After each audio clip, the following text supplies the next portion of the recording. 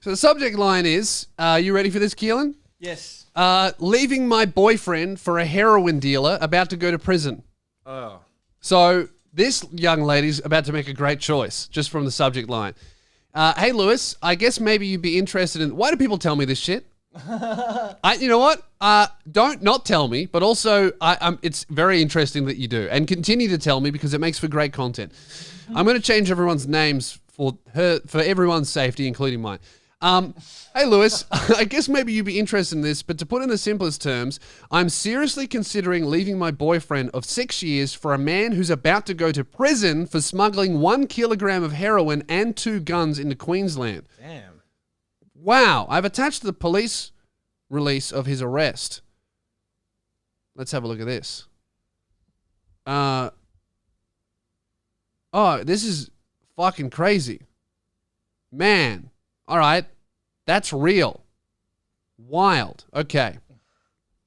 I met him through my boyfriend around 5 years ago when he was our drug dealer and his co-worker at one of the major supermarkets. I dealt with him the most because my boyfriend hated going out and doing drug deals. I was always super attracted to him, but I left him alone because he was just our dealer, not even our friend. My boyfriend and I separated for about 5 months at one stage 3 years ago, and I found the dealer on Tinder. Swipe right, he swiped right, and less than a month after my boyfriend and I broke up, I was with him, staying in his apartment, doing all the drugs I wanted, skipping my TAFE classes to help him pack caps. It was a fever dream of sex and drug-induced passion, and the sad part is that I truly love him more than anyone in the world to this day. Wow, okay. I have major mental health issues. Really? That's fucking surprising. That had progressed into substance abuse before I even connected with him. So I wonder if I'm like Pavlov's dog. I think of him, I think of drugs, and the immediate reaction is to go to him. What a massive level of self-awareness from this woman. But then one day, he disappeared. All social media vanished, his number disconnected, and he dropped off the face of the earth. The last thing I heard is that he was going interstate for work, and he didn't come back. I looked him up for 2 months before I gave up. I ended up back with my original boyfriend, and we've been relatively happy up until now when the dealer I fell in love with tracked me down. He's definitely going to prison, and he's being sentenced in April, which I will be there for, and I'll be visiting him as well. Man. I'm not cheating on him physically. I'm not cheating on my boyfriend physically, but I have missed this man so much that as soon as he messaged me, it was like an unconscious response to answer him. I have him hidden in my phone, and he doesn't message me when I'm with my boyfriend. Well, yeah, you're cheating on him. Like that's what cheating is. Like you're not fucking the guy, but you're cheating on your boyfriend. Can we embrace reality, please? You're secretly messaging another man and in love with him and making him avoid your boyfriend and hiding him from your boyfriend. If you weren't cheating, you wouldn't do any of those things. You would go, "Oh, I'm just talking to our dealer, seeing how he's going." You're cheating on your boyfriend already. You just haven't like made the ultimate betrayal, which is fucking him while you're with your boyfriend. You're currently cheating on him though. All the feelings I had for him returned as soon as he did. I haven't been truly happy with my boyfriend for a while, just comfortable.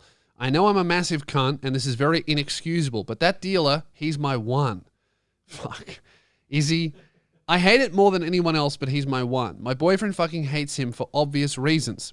I don't know what I'm going to do. I'll probably stay with my boyfriend and keep this a secret, especially since he's going to prison. The idea of him in prison breaks my heart so much more than the idea of breaking up with my boyfriend does. But for what he did, he deserves prison. We're both shit people in different ways. Maybe we deserve each other. Anyway, I don't know what you'll get out of this, but here it is. Yeah, have a shit one. Yeah, that's I don't know what to say. I think that you need therapy. I think that you need to, man, honestly, in situations like this, I think you need to leave the state and like move and relocate and completely disconnect from this tangled, fucked situation that you have yourself in. Obviously, you shouldn't be with your boyfriend.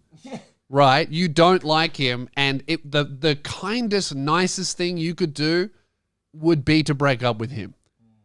Because it sounds like, I mean, you haven't said anything about this guy, but it sounds like he hasn't done anything bad to you. Maybe he has. I don't know. But you didn't write anything, so I'm going to assume that he's been like not a great boyfriend, but like an okay one. You should break up with him. That should be step one. This guy doesn't deserve that. That's disrespectful. Might be very scary for you to be alone, right? But that's not a good enough reason to waste this guy's time, cheat on him, and really hurt him, which is what you're doing. So that sucks. I would also not really encourage pursuing a heroin dealer for a man. You know? I have some questionable friends. I don't want to fuck any of them. That's, you know, my questionable friends, I keep them at arm's length because you don't want to get swooped up into the chaos because things like this happen. And I don't know what you want me to say. You're in a terrible situation. My advice would be to leave the state and relocate. That's a really big thing to do and really difficult and probably quite unpractical advice. Maybe at least move suburbs, you know? You need to unplug from this situation. It seems like you're stuck in some weird fucked feedback loop where you don't even know if you like drugs or this guy. Maybe you do like both, and without one, you wouldn't like the other. So it sounds like you've got a fucking drug problem. You obviously have mental health issues, which you've said, and you don't really like your boyfriend, but you're with him because it's safe and comfortable, which is very rude to this guy. So I think you need to find a different support network that isn't this guy that you're essentially using, and definitely isn't this dude that's going to prison and is also a heroin dealer, because that's clearly not healthy. Yeah.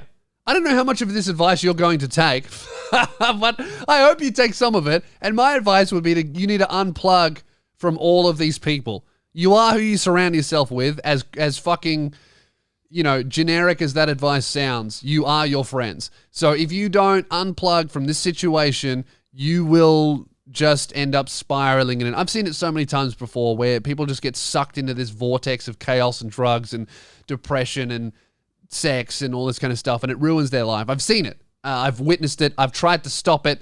It doesn't help. The only thing that I've ever seen work is people stuck in that look around them and go, oh, I'm stuck here because I'm stuck here with these people because they're stuck here because they're with these other people. I need to disconnect and unplug. And that's what you need to do. You need to fucking unplug from all these people and move somewhere else.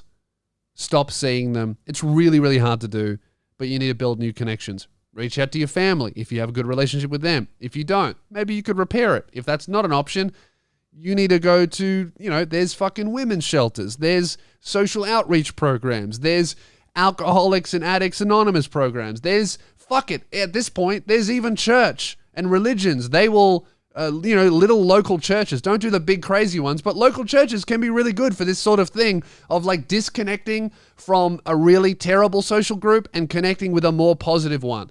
Even if you're not that religious, even if you don't think you're going to stay there for a while, it can help. There's youth groups and stuff like that help people out. Yeah, you need to unplug and find a more supportive network, basically, is my advice to you. That's really, really difficult to do, but that's what you have to do, because otherwise, you know, you're going to get sucked down and spiraled. You know, this person that you want to leave your safe, comfortable space for is going to prison. You know, that's the direction you want to walk in because he's hot and he has drugs. I don't know about that. Sounds like that'll ruin your life. Good luck.